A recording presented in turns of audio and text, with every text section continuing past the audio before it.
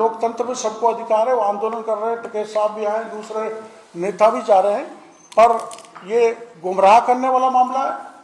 बाहर के नेता जाएं, प्रतिपक्ष के नेता जाएं, कोई दिक्कत नहीं है, लेकिन राजस्थान के उन किसानों का बुरा नहीं करें, उनको गुमराह नहीं करें जिनके चेहरे पे खुशहाली आने वाली है, जिस पर भारत सरकार माननीय प्रधानमंत्री मोदी जी के मेहरबानी से 85,000 करोड़ रुपए राजस्थान में खर्च होंगे। कृषि का उत्पादन कितना बढ़ेगा, एम्प्लॉयमेंट जनरेशन कितना होगा, वहाँ कितनी खुशहाली लौटेगी, तो ये उनको समझना चाहिए। गांव वालों को मैं निवेदन करना चाहूँगा इस पत्रकार वार्ता के जरिए, वो गांव भी हम बता देंगे जिनको कितना पानी मिलेगा। सबसे ज़्यादा पानी सवाई माधोपुर करौली को मिलेगा, और जिलों को भी पानी ड्रिंकिंग वाटर के अलावा सिंचाई के लिए जाएगा। इसलिए इतना बड़ा फायदा राजस्थान के 17 जिलों को होने वाला है।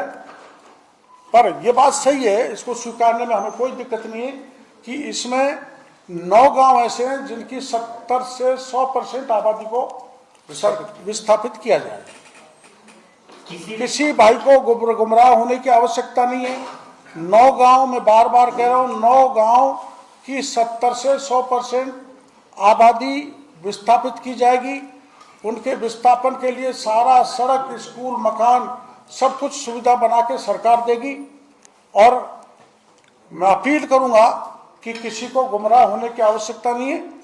पंचायतों के चुनाव आ रहे हैं, राजनीतिक फायदे के लिए किसानों को बहकाया जा रहा है, परेशान किया जा रहा है। वो भी उन किसानों को जो 30-40 साल से ERCP की मांग कर रहे हैं, चंबल का पानी उनके खेतों में जाए, उसकी मांग कर रहे हैं। उनके खेतों में जब चंबल का पानी सिंचाई के लिए जाने के लिए समय आया है, तो कुछ लोग उनको गुमराह कर रहे हैं। मैं उनसे अपील करूंगा, किसी प्रकार से गुमराह नहीं हो, हिंसा पे उतारू नहीं हो। आप उस इलाके के लोग कहीं भी बुलाओगे तो बड़े से बड़े सिंचाई विभाग के अधिकारियों को, हम तो इतने संवेदनशील हैं कि जहाँ भी कोई घटना हुई, एक जगह घटना हुई, मैं बेडम साहब कन्हैयालाल जी वहाँ पर पहुँचे, जहाँ भी किसान अपने आप को तकलीफ में महसूस करेगा, हम खुद ही उनके साथ कंधे से कंधे मिला के तैयार हैं राजस्थान के किसान के लिए। लेकिन किसानों से हमारी अपील है, ये गुमराह करने वाले आपको गुमराह करके चले जाएंगे। आप किसी भी प्रकार से किसी भी स्थिति में कानून को हाथ में नहीं ले। कोई आपको कोई बात कहनी है तो आ जाए। मैं बीच में माननीय सिंचाई मंत्री जी से भी किसानों को मिला चुका हूँ। माननीय सिंचाई मंत्री जी ने किसानों को संतुष्ट किया है। फिर भी कोई प्रतिनिधिमंडल आना चाहे तो सरकार उनसे बात करने के लिए तैयार है। जो आंकड़ा है वो सच्चाई का है। सरकार कतई गुमराह नहीं कर रही।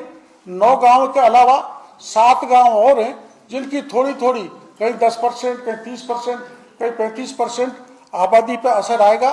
बाकी ये जो 78 और 86-88 गांव कर रहे हैं, ये किसानों की आंखों में धूल झोंकने का काम कर रहे हैं।